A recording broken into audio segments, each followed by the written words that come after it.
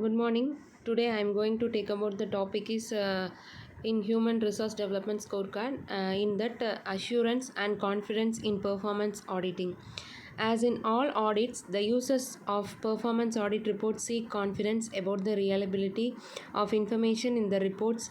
The performance auditors should therefore, in all cases, provide findings based on sufficient and appropriate evidence and actively manage the risk of inappropriate reports. First of all, assurance in performance audit. The level of assurance that a performance audit report provides should be communicated in a transparent way. Whether economy, efficiency, and effectiveness have been achieved may be conveyed in the performance audit report in different ways.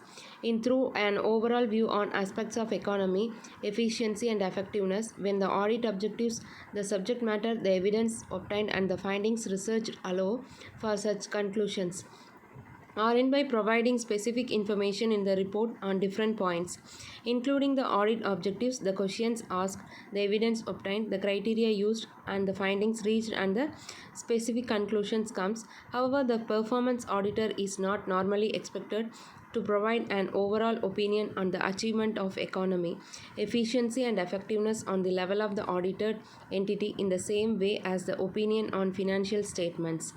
The decisions made in balanced report, which was drawing up on the reaching conclusions and formulating recommendations, frequently need to be elaborated in order to build user confidence.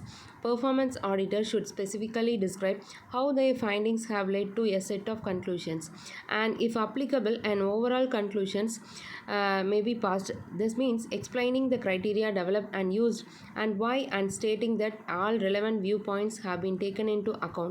The principles on reporting give further guidance for these processes. Outcomes of performance audit.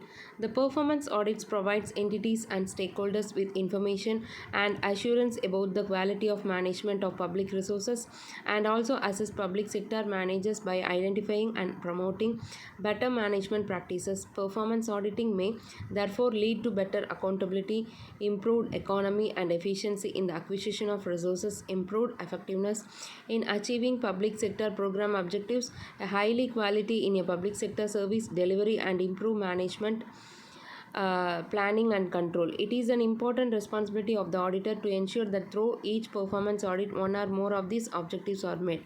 The performance audit contributes to good governance.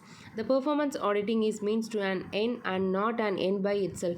Performance audit should be aimed at adding value to the management by way of reliable, objective, and independent information, highlighting the shortcomings in program planning, implementation, information systems affecting the outputs and outcomes specifically, and quality on expenditure or management generally.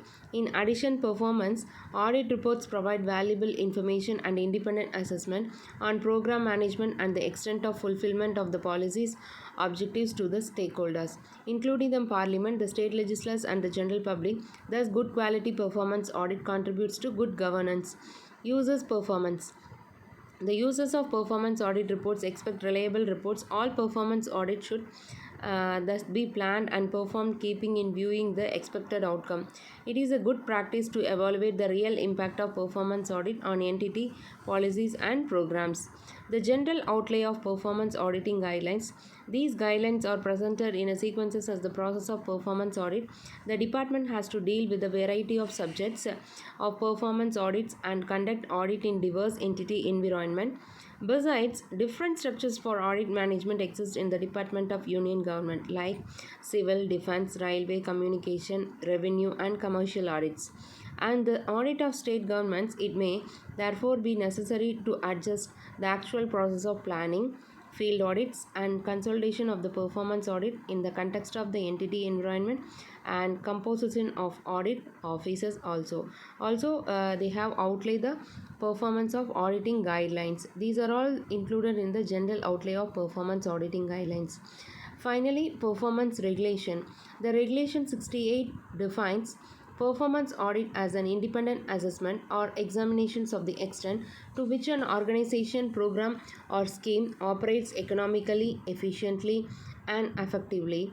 They should mandate further strengthened by practice and convention drawn from 50 years of performance audits relating to the receipts and expenditures of the union and state governments.